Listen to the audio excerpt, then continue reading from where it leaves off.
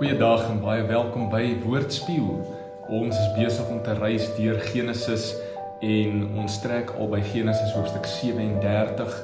Soos wat ons besig is om in hierdie skrifgedeeltes in te kyk en in elke hoofstuk te vra dat die Heilige Gees vir ons iets uitlig en dit wat ek uitgelig word vir my, kan ek met julle deel en ek moedig jou aan om dieselfde te gaan doen, om ook so deur die Bybel te lees en te vra dat die Heilige Gees vir jou dit uitlig wat hy vir jou wil uitlig en dat jy dit in Christus sal raak sien en dan ook sal toelaat dat die Heilige Gees jou transformeer.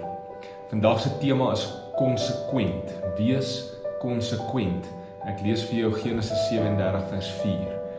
Maar sy broers het Josef gehaat omdat hulle pa vir Josef voorgetrek het.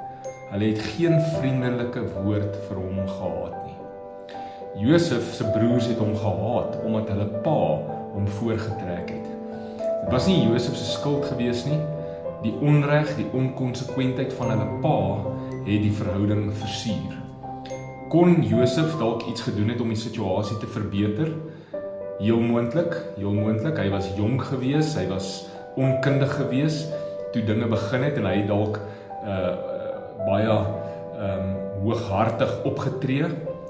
Later was hy reeds bederf en speel hierdie storie dan eintlik baie lelik uit. Kon Josef se broers dalk anders opgetree het? Ja, hulle kon ook heel moontlik, maar hulle was afgunstig geweest en hulle was dalk ook nie altyd volwasse geweest nie. Maar die onkonsekwentheid van Jakob het heel moontlik die vonkie veroorsaak wat die vuur aan die brand gesteek het. Ek moet waak teen voortrekkery en onkonsekwentheid. Teenoor my kinders, teenoor my mede-kollegas by die werksplek, in die klaskamer. Almal weet as daar 'n wit broodjie is wat onregverdiglik voorgetrek word en dit steek gewoonlik 'n groter vuur aan die brand. Dit beteken nie almal word altyd presies dieselfde hanteer nie. Dit beteken nie alle reëls geld altyd vir almal dieselfde nie. Daar is verskille afhangende van ouderdom, afhangende van lewenssituasie, die rol wat die persoon in byvoorbeeld die werksplek speel, maar ons moet oppas vir onkonsekwentheid. Dit bevoordeel eintlik niemand nie. Selfs nie die persoon wat voorgetrek word nie, want daai persoon word eintlik bederf. Dit benadeel die persoon wat ook onkonsekwent optree, want sy regverdigheid en leierskap word bevraagteken. So kom ons wees konsekwent. God is konsekwent teenoor ons.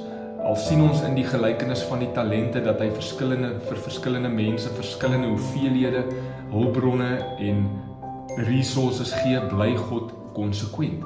Hy bly konsekwent met wat hy van hulle verwag. Hy bly konsekwent met die beginsels wat hy toepas. So ons moet ook leer om konsekwent te wees.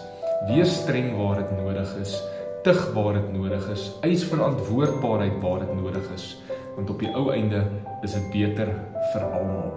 Kom ons bid saam. Here, help my om konsekwent te wees. Help my om volwasse te wees.